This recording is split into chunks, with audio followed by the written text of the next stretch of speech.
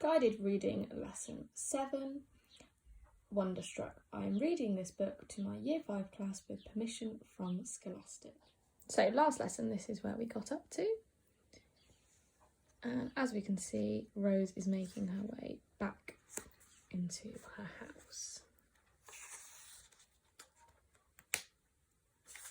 So let's begin. Ben tried to yell for help, but no sound came out. He looked around his mother's room and turned cold and white. Harsh electric lights stared down from the ceiling.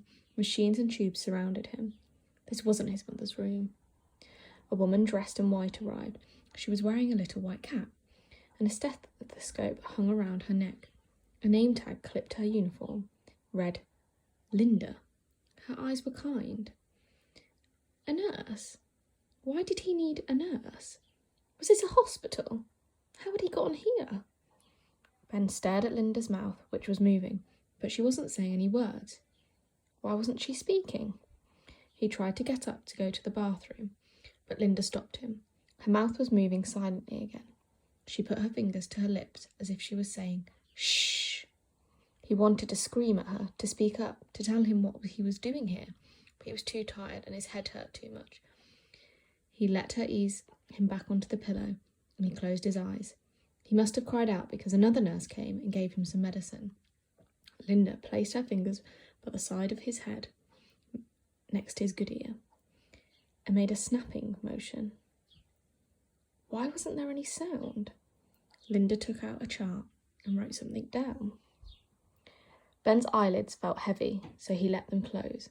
Maybe he was just dreaming. Was it days later, or only a few minutes when his Aunt Jenny appeared? Her eyes were red and watery. She sat on the bed and stroked his hair. He thought he could smell the food she'd been cooking at the lodge as she ran her fingers down his cheek, just like his mum used to.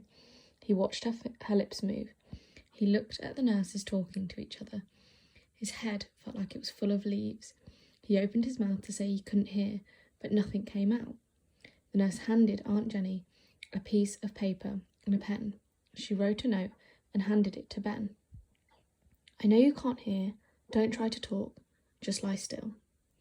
Ben's head throbbed. How did she know what he'd been thinking? You've had an accident. You're going to be okay, but you were hit by lightning. Aunt Jenny crossed out 2 of the words and rewrote them. You were crossed out. Your house was hit by lightning. The lightning travelled through the wires and into the phone, which you were holding to your ear. Ben rubbed his good ear. What had been his good ear? Hit by lightning? What had he been doing in his house? Why had he been holding the phone? He tried to remember, but all he saw was a silver locket. Instinctively, Ben's hand went to his neck, but the locket was gone. Janet found you in your mum's room this morning. I'm so sorry, Ben. You've been through too much. Ben tried to sit up, to say something, but his aunt gently eased him back and brushed the hair from his eyes. She blew her nose and continued to write. The doctors need to run more tests. We're going to transfer you to the Duluth Children's Hospital tomorrow. Duluth? Ben was going to Duluth? Hadn't he once wanted to go there? He looked at his aunt and had a vision of a glowing yellow curtain. Then the seashell turtle appeared, and an old blue book, and then all the images blurred together. Ben's head and body ached so much that he had to close his eyes again. He must have cried out, because the nurses came in with more medicine and adjusted his IV. Slowly, slowly, the pain began to slip away, and the silence swallowed him whole.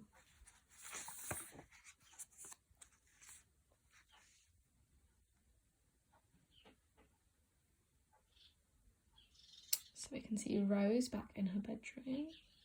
To pick 3 things that you notice.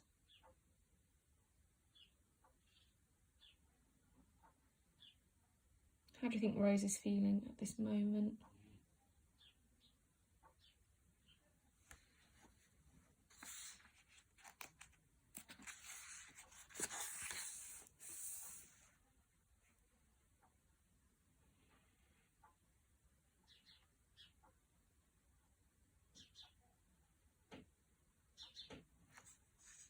And how do you think she's feeling now?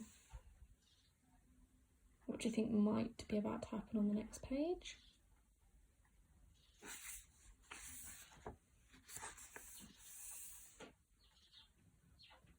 So it's a book on her bed, teaching the deaf to lip, read and speak.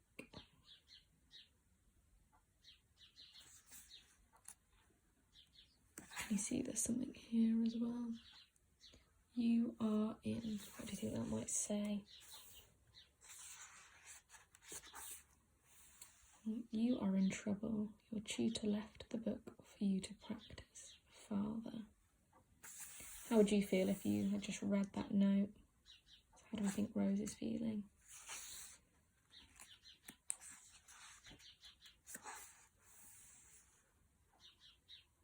What's happened to the note now?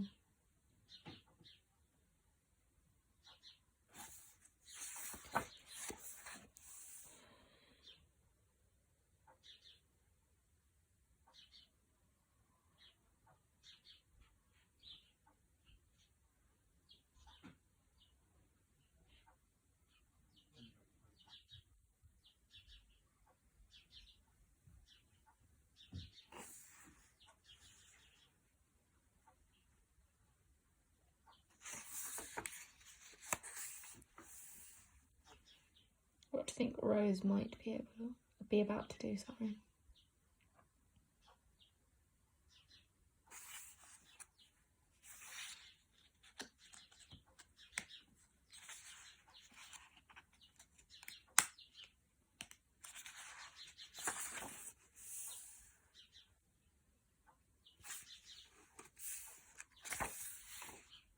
So if we actually look at the models here, we actually look at them a bit closer, what are they actually made out of?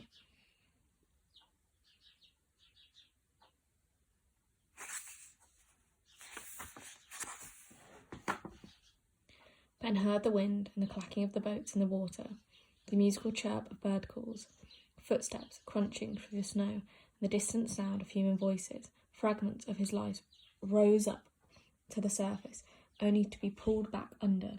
He struggled to keep his head above the water. And I'm floating in a most peculiar way, and the stars look very different today. A room covered in ornate shelves and strange objects built itself around Ben. Teddy Roosevelt was there waving from a porch, and his mother's bed was waiting just for him. He curled up in the indentation. A bookmark floated through the air and landed on his chest. Ben smelled cigarette smoke blowing in beneath the door. He heard howling as his bed rose up and drifted into space. He was an alien, circling the North Star, as Major Tom waved goodbye. For here I am sitting in a tin can far above the world. And there, a million miles below, he saw a wolf. And it was beautiful, and it was dangerous, and it was running through the streets of New York City.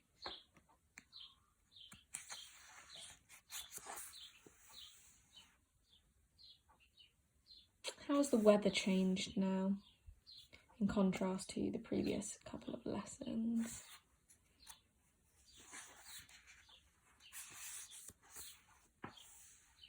So, who do you think Rose is sitting with?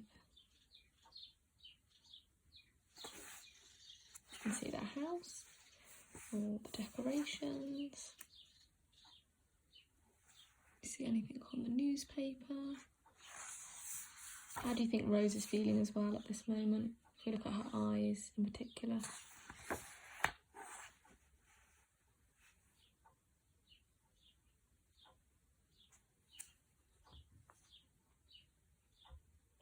What do you think she's done here? She looks quite concerned.